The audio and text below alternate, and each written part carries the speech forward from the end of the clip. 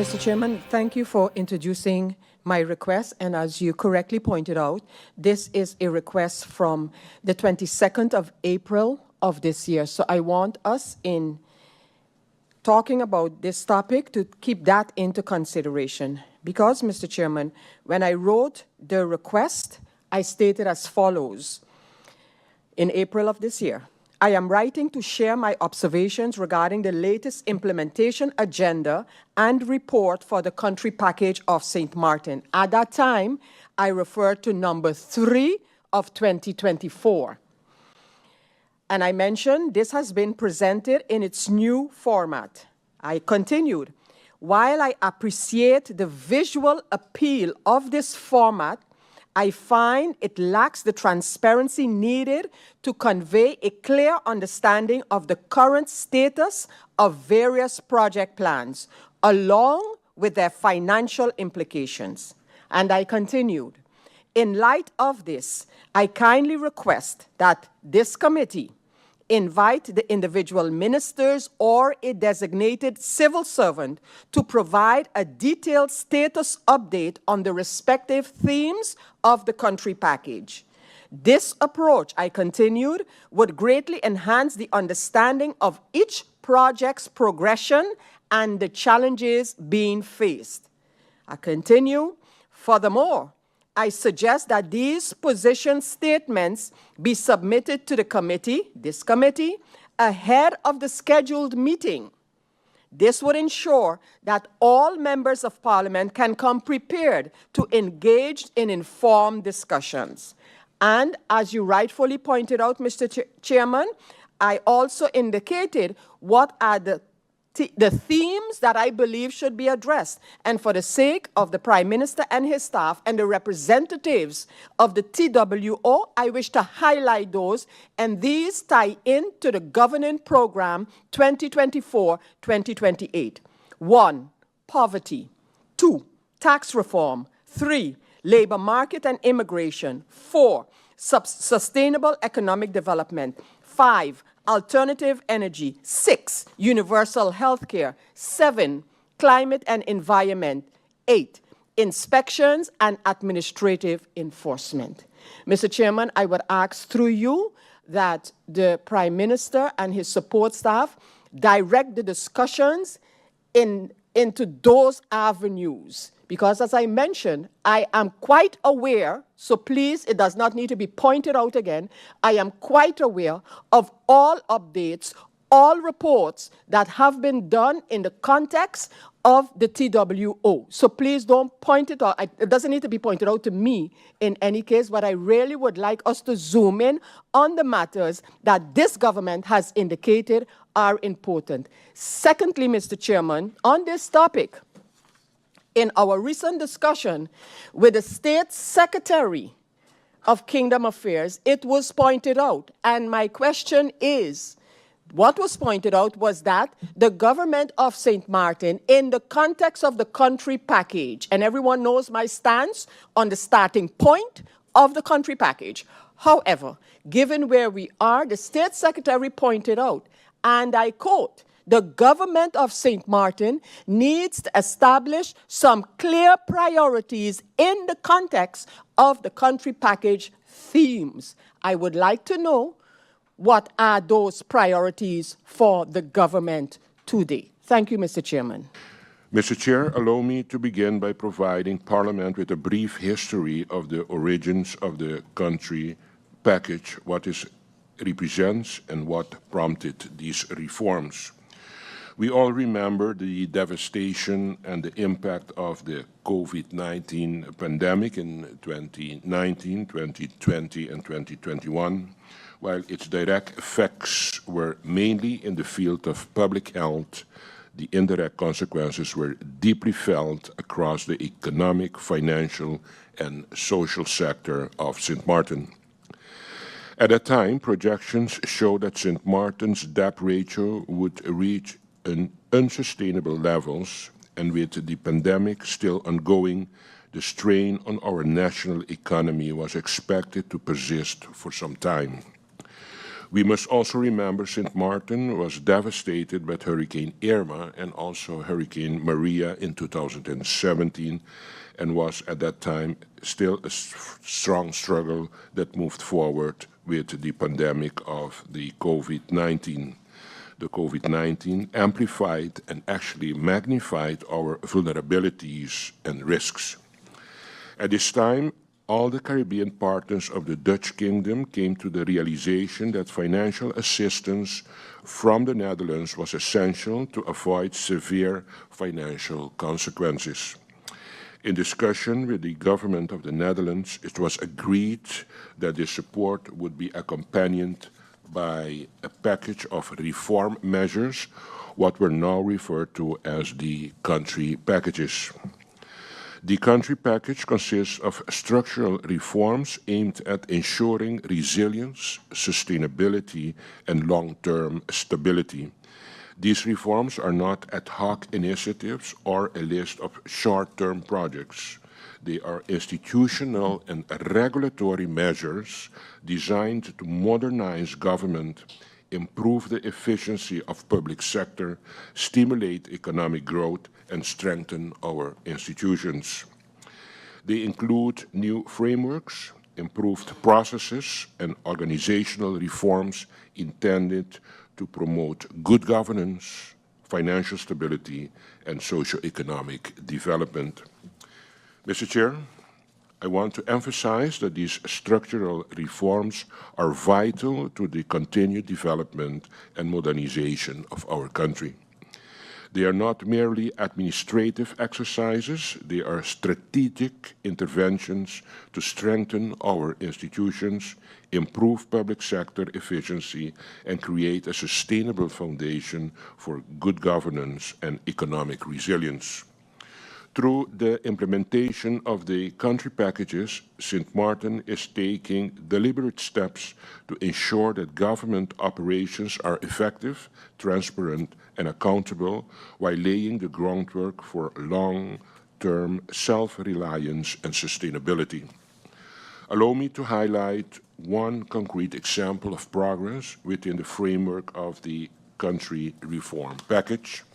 Under the thematic area of public sector effectiveness, the Ministry of General Affairs has undertaken the project entitled Revamping the IT Department. This initiative represents a critical step towards strengthening our public administration and enhancing operational governance.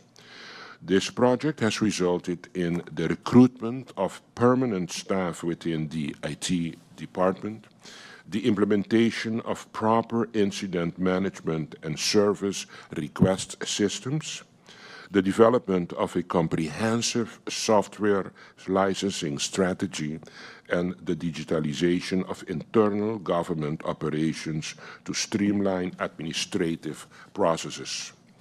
Through this initiative, government is taking measurable steps towards building a modern, efficient, and service-oriented public administration. It is also important to distinguish the country packages from the trust fund, which is fundamentally different. While the trust fund focuses primarily on post-disaster recovery and reconstruction, the country reform package is centered on institutional and systematic strengthening.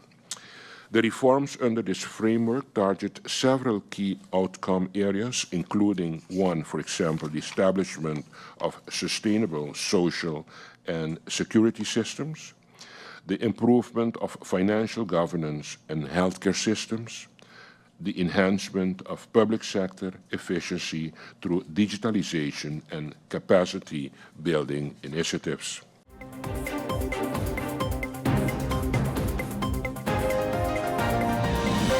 Today's activity is a direct result of the monies that we received from TBO a few months ago, where the mental health project was approved And the purpose of the mental health project is to be able to ensure that we improve mental health on St. Martin, and improve mental health meaning improve the fact that the civil servants, so our staff of VSA, as well as the community, is aware of the services that are available, and that we are aware of what services we are supposed to provide. Today's session was actually aimed at grounding us, reminding us that we too are people, we too are citizens of this community, and we too need to take care of ourselves in order to take care of the community. That's the purpose of today. Blessings, St. Martin. My name is Rishna Bra, Minister of Public Health, Social Development and Labor. Today we are busy executing one of many planned projects, as explained by my colleague Fenna Arnell, pertaining to mental health on St. Martin.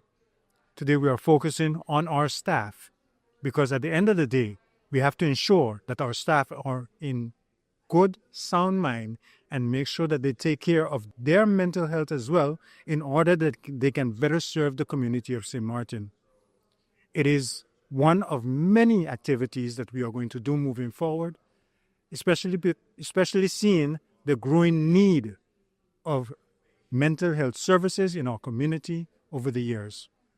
When taking office, I made mental health a priority, and I will continue to do so and continue to do any and everything possible within the legal means in order to ensure that health care for mental health patients and health care in general is improved for the people of St. Martin. I am very, very, very proud of all the staff of VSA for all their contribution and all their hard work and patience that they have executed when it comes to doing their job, when it comes to actually providing service for the community of St. Martin. It is, however, time for us to pause, breathe, take care of our own mental health, and then continue the task at hand. The VSA staff does this not because it's a job. They do it from the bottom of their heart. I see it every day when I see them provide service to the community of St. Martin. So we will continue providing that service on a higher level as well, as we continue to take care of the VSA staff, who will continue to take care of the people of St. Martin. Hi, my name is Kevin James. I'm the Senior Officer for the Department of Community Development, Family and Humanitarian Affairs. Mental illness is just as common as any physical injury you may have, only it is invisible. It can affect everyone. It's not only the persons that are obvious that you see on the streets. It can be someone of your colleagues, it can be a family member, it can be a friend, it can affect anyone. And it is something that, as our department, we are constantly looking for ways to be sensitive to what persons are going through and find ways to support them and to help them. Just as if you see someone sprains their ankle, we'll help them get to the emergency room. In the same way, look out for those persons that are having emotional challenges, that are having mental struggles. Be sensitive, reach out a hand and try to help them. That is what we do, and we can only do it together as a community. I'm Louis Labaist.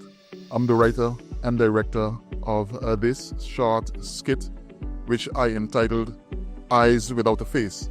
Approached by the Department of VSR and Fenna and her team, I was asked to develop something that would kind of explain and would expose. I think that's a better word. All the elements and struggles and the emotions attached with mental health. Given that task, explaining this briefly, what I did is decided to peel back the curtains and take it from the point of departure where I bring and where I create characters using their pain and their situation, but not using their names. And of course, playing the roles was a very challenging one, taking the time into consideration. Very proud of my cast, in particular those cast members that played two roles in such a short time. And it would be an injustice if I didn't mention that Rita Gomes, the narrator, explained the whole sequel of events, and it couldn't be done without the narrator, otherwise it would have been an hour, 2 hours long. And I thought that she did a fantastic job. Sylvina Gomes portrayed 2 roles. She portrayed a role of a mental health person, but then she also portrayed the role of a loving relationship between herself and James. James played 2 roles as well, a mental health individual and an individual in a loving relationship with Stella. And having said that, in a nutshell, hopefully the message was delivered. And what we did is we didn't hide it. We didn't bury the head in the sand. We didn't play ostrich, but we put it out there and we peeled back the curtain, and hopefully it was enjoyed. Hello everyone, I am Rita Gomes, and today my role in this little theatrical performance for the Ministry of VSR, I was a narrator, as Louis mentioned, and though I was narrating the story because we didn't have the length of time to put on a 2-hour production, I was also playing a character involved in the other characters who understand their pain, what they're going through as mental health patients. So I share their story as an individual in the community. I see and cross persons with mental health challenges every single day. Every day I pass someone in my neighborhood, and I have been in education.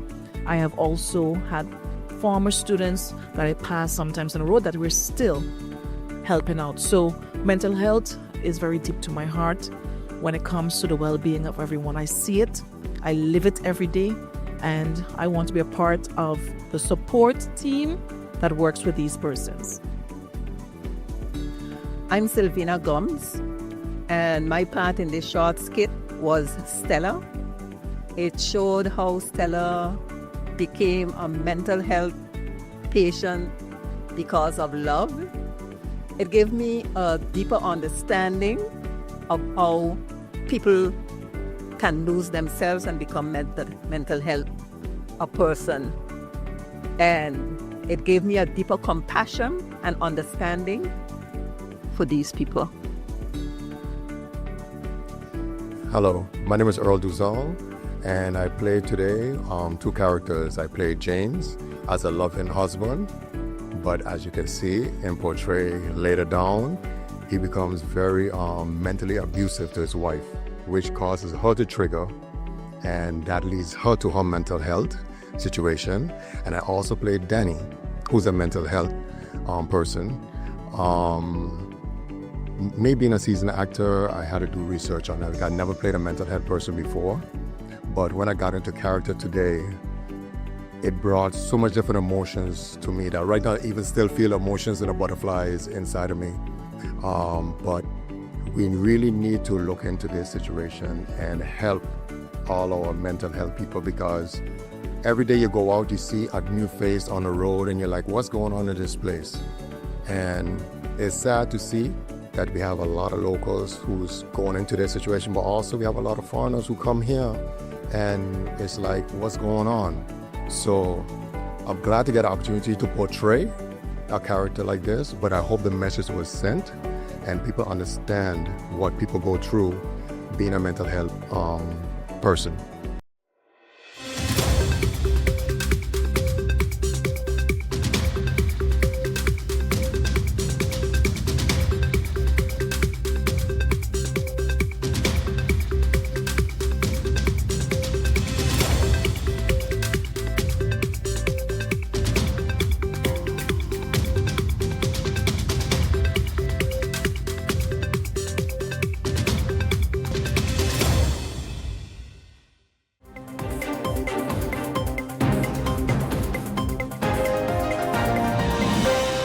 Something I have studied myself, not just in St. Martin, but Caribbean prisons, US prisons, and yes, the Netherlands.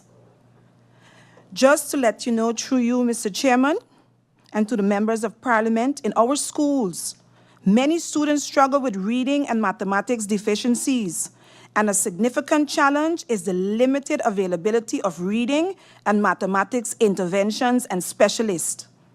While many teachers are trained to conduct reading and maths assessment, the process stops right there, with little to no interventions. Although education systems and schools are working hard to mitigate these challenges, we know this because we are in the system.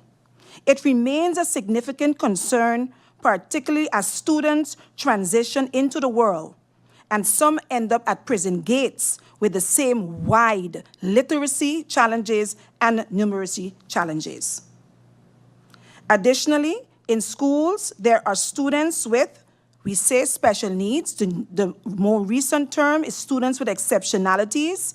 These exceptionalities ranging from autism spectrum disorder to dyslexia to dyscalculia to gifted and talented students who require appropriate resources to support their learning needs. We are honored to be among the many St. Martin experts in the field to finalize the St. Martin Special Needs Policy, one that took account other policies from around the world, examined the challenges of those countries, and examined the strengths of those policies. Unfortunately, schools often lack the necessary resources to accommodate these exceptionalities effectively, and this gap also extends to the prison environment. Yes, we do have inmates with exceptionalities at the prison. Additionally, there are students with psychological challenges and even aggressive behavior who reach the prison gates and carry these challenges with them. In addition to these exceptionalities, there are social and structural complexities that must be considered. Some students have dropped out of school as early, Mr. Chairman, through you to the members of Parliament, from elementary school, secondary school, but we also have some who have completed high school and post-high school. So this means, if we take a good look at it, that we have students from kindergarten level, grade 1, grade 2, grade 3, we go all the way to high school, Form 1, Form 2, Form 3. We have persons with college degrees, Mr. Chairman, through you. And to complicate matters even more so, we also have students who are stateless while attending schools. These individuals remain stateless in society, and they enter the prison stateless. This makes it impossible for them to take internationally recognized and accredited exams such as the GED because they are unable to have an ID card or even a passport. Furthermore, the diverse and social, linguistic, and cultural backgrounds in the prison can affect the program diversity. The reality, so the conditions create a complex web of variables that affect the delivery of proper prison education in such a unique and social, cultural context, especially since we have one classroom at the prison to accommodate all the needs mentioned above. We, the local experts, are brilliant people. Brilliant because we are able to meet the needs in a single classroom with limited resources, 3 years without any incidents in class. Mr. Chairman, through you to the members of Parliament, I usually say this. We are truly resilient people in St. Martin. If we function with limited resources, imagine when you give local people the resources that they are able to use. Just imagine, I say this to public school teachers, not that we have subsidized schools that lack resources. But once you're able to work in public schools where the resources are limited, I tell public school teachers you can work anywhere. So it is that I would like to say to you, Mr. Chairman.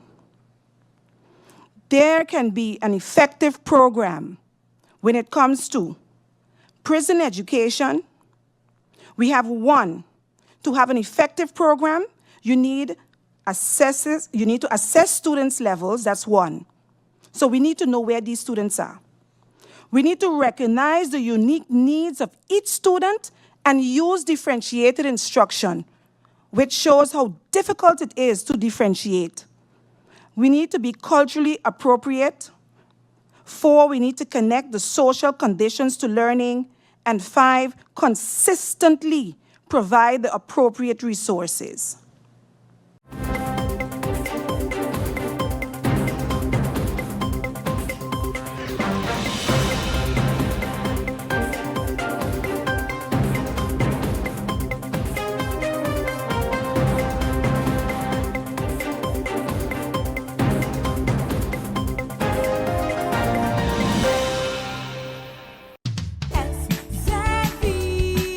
Your social and health insurance is your social and health insurances. Are you SXV insured? Do you have a valid medical insurance status?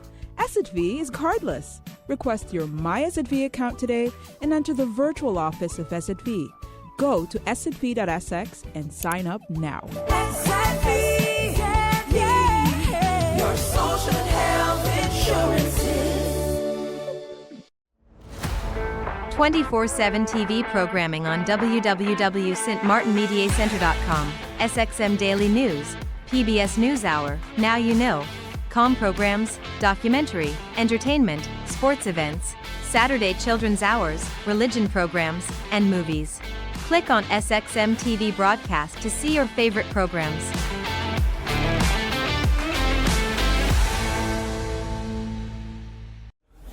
St. Martin, as heavy rain falls across our region, we urge all residents and visitors to exercise caution and stay alert. Here are the areas prone to street flooding, flash floods, and/or rock slides. Avoid these locations until water levels subside. Ateelage Road Roundabout, Cul-de-Sac. Arch Road, Sucker Garden. Beacon Hill Road, Simpson Bay. Ateelage Road, Border Monument, Belvedere, Lower Princess Quarter. Billy Folly Road, Coal Bay. Emma Plain, Phillipsburg. L.B. Scott Road, Cul-de-Sac. Rhine Road, Lowlands. Welhalaken Road, Low K Roundabout, Cahill, Little Bay. Well Road, Wellington Road, and Orange Grove Road, Coal Bay. Yancho Rousquin Boulevard, Point Blanche, and Sakers Gut Road, Cul-de-Sac. Remember, safety comes first. Let's work together to keep our community safe.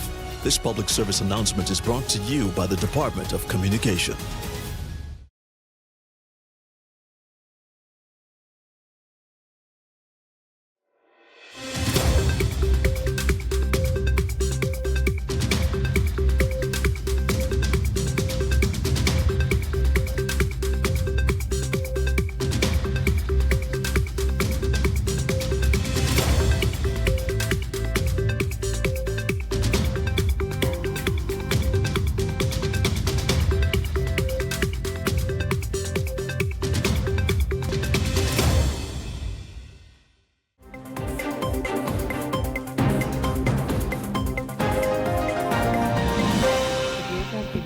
Criminal investigations, for that matter, is not in my purview to decide when and how that goes. Everyone keeps saying that I need to go to the prosecutors, and I've been getting that clarion call over and over and over again. But both of these reports are public. So if the prosecutor deems it necessary to go and pick up the reports where they can, on your site, actually, you've made it public. It's also at the Parliament. It's also public there. It's up to them. I can't tell you what the prosecutors has decided, but I can say that come next week, Thursday, 10 o'clock in Parliament, then we will know who needs to resign or not.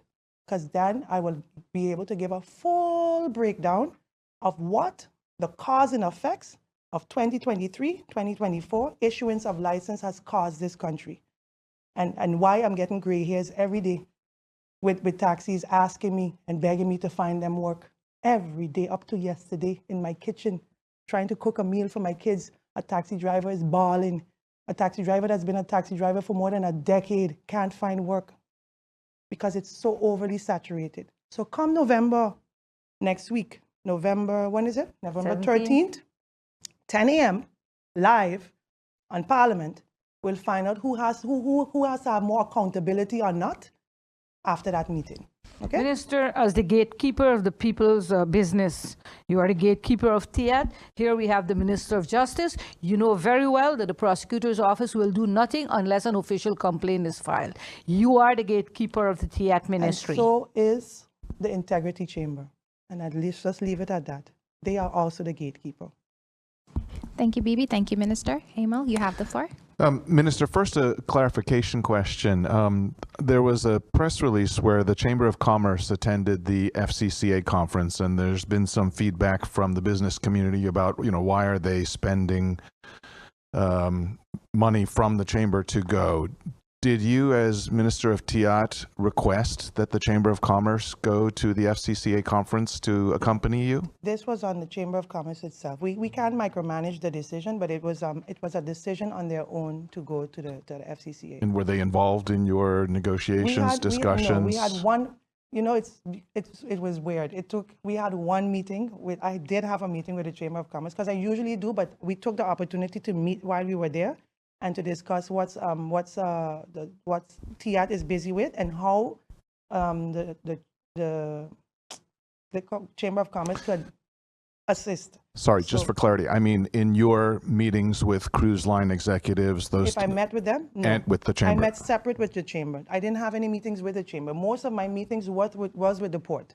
Usually when I have these, and I call them spin-off meetings, usually when I have these spin-off meetings with the port, it kind of supports the port a lot, because then they know that the government is behind them. So I usually have my agenda for the most with the port. But I did have a separate meeting with Chamber of Commerce, and we're going to be announcing a lot of rolling out a lot of projects, and so that we're going to be working with them soon. So just to be super clear, a meeting that could have easily happened here. Happened there. But it could have easily happened here as well. Yeah, but we usually do meet, but we just had one meeting as well, and we had a nice discussion of what's going on, and by next year. In Puerto Rico. Okay, in got Puerto it. Rico, yes, why not? They had me there, they took me one time, hey, Minister, we need to talk. So I grabbed the opportunity. Got it, okay. Why not? My question, there's a saying that you can't manage what you don't measure. So their SHTA recently gave a presentation about GDP and how government is measuring the income for the island and tourism performance.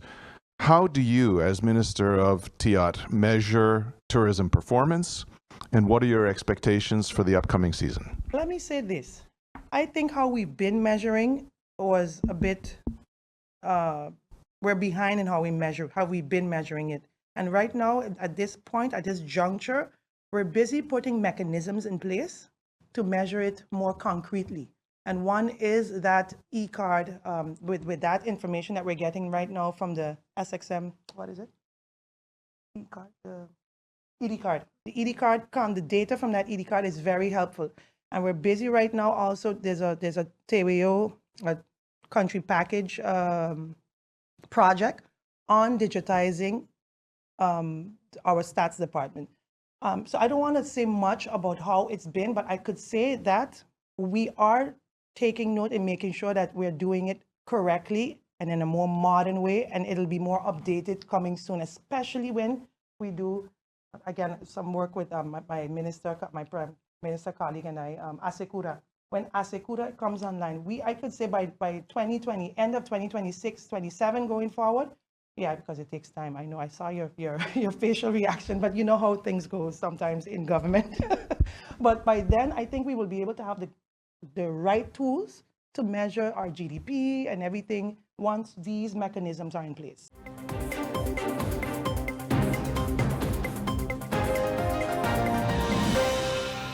This example highlights the need for policy adjustments that balance administrative constraints without losing sight of the objective, in this example, the fundamental principle of timely assistance to those in need. is a call to action from the Ombudsman to the ministers for policy departments to look at the full context and balance the administrative constraints without losing sight of their mandate. Another concern is that of the Ministry of General Affairs. The Ombudsman expresses serious concern regarding the handling of civil servants' legal status by the Department of P&O and the nature of its working relationship with the ministries. P&O bears the responsibility of ensuring that the legal status of civil servants is both properly established and safeguarded, thereby enabling them to perform their duties effectively and uphold the functioning of government. In this reporting year of 2024, the Ombudsman addressed seven HR-related cases spanning multiple ministries. To date, concerns about the management and resolution of civil servants' cases remain unresolved. The Ombudsman has therefore urged the Minister of General Affairs and the Department of P&O to conduct a critical review of their policies, procedures, and staffing capacity, and to adopt effective measures that would allow for more timely and efficient handling of civil servants' matters. It is unacceptable that the very individuals who form the backbone of government operations continue to find themselves in prolonged uncertainty regarding their own legal position. Moreover, while P&O serves a supportive and advisory role to the ministries, it is essential that ministries themselves assume and exercise their decisive authority in HR-related matters. The Ombudsman therefore calls for enhanced cooperation and coordination between P&O and the ministries to ensure that civil servants are treated fairly, their legal status safeguarded, and the integrity of public administration is maintained. And as moving on to the Ministry of Finance, the Tax Administration Receiver's Office continues to face challenges related to its IT systems and staffing capacity. Nonetheless, the establishment and consistent implementation of a clear and fair enforcement policy would significantly contribute to enhancing legal certainty and public confidence. So, recognizing the challenges that government bodies face in drafting and enforcing policy, the Ombudsman, in collaboration with the Council of Advice and the General Audit Chamber, initiated a 3-day symposium entitled Sound Policy and Legislation last year in 2024. This initiative underscores the Ombudsman's commitment to not only identify and highlight shortcomings within government operations, but also to provide practical tools and foster dialogue aimed at improving the quality and effectiveness of public service.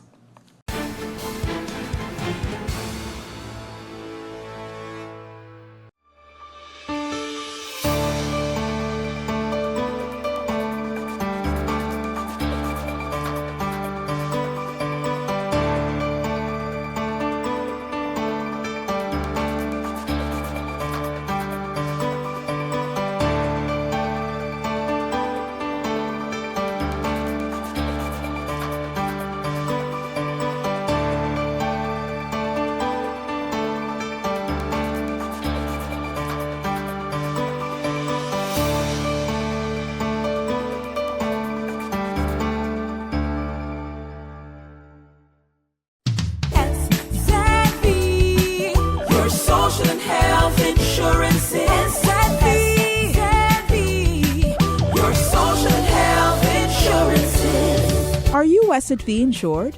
Do you have a valid medical insurance status?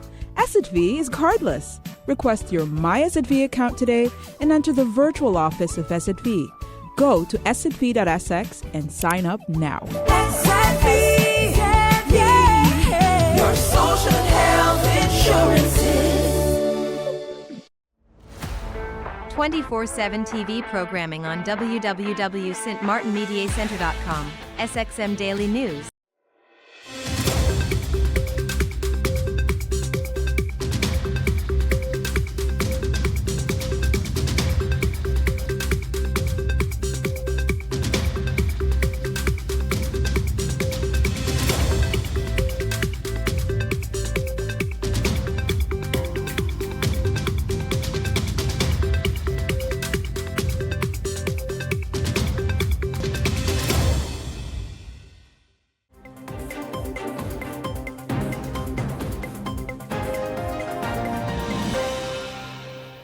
And then we recently submitted the letter of advice on the draft national decree on the SAHA. The SAHA legislation has a national decree in which further legislative matters are regulated. That advice was submitted to the Minister of VSA last week. So those advices, the first 4 that I mentioned are published on the website, and the last 2, not as yet.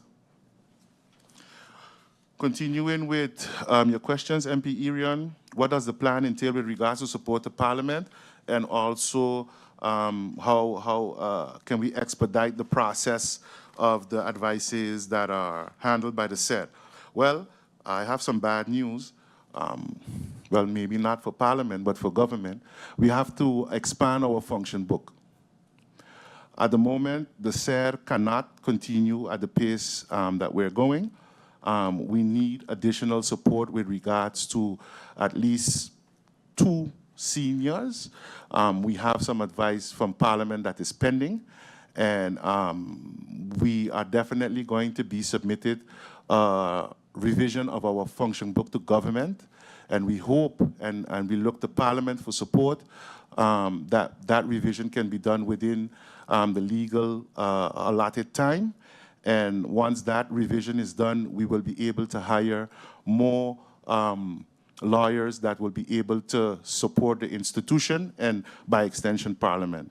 The average time, with regards to how long an advice takes, the chairman alluded a bit on it. That is dependent on the advice question. Some of the advices have a more complex nature, a social economic complex nature, so it takes more time. If you look at the SAHA advice, the board took about 6 months to issue that advice, but when you look at the buses and taxi licenses revisions, the tariffs, the board got that done within a month. So every advice is unique, and we understand that there are some delays, but those delays, as the chairman already alluded to, were beyond the SER's capabilities, beyond our control, so to speak. Moving on, with another question from MP Irion, is there overlap with the other high councils? And also, what is the SER's opinion, and what can be done with regards to getting legislation moving through faster? I don't think there is an overlap. Every high council and the SER is advisory body that handles legislative matters of a social economic nature. The Ombudsman is more institution that is there for the people, that deals with complaints from government or Parliament or institutions or departments. We have the General Audit Chamber, which can be seen as our bookkeeper, so to speak, our accountant of the country. They focus mainly on the financials. And then we have the Council of Advice, the highest council that looks at all of the legislation that goes through the SED, and also Kingdom, wet caving, all types of different legislation. Each institution plays a role.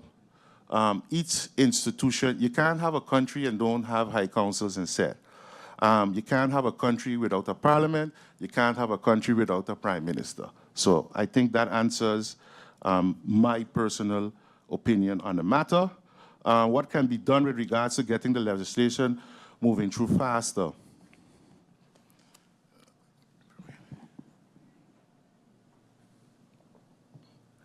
I need to drink some water for that because... You go right ahead and drink some water.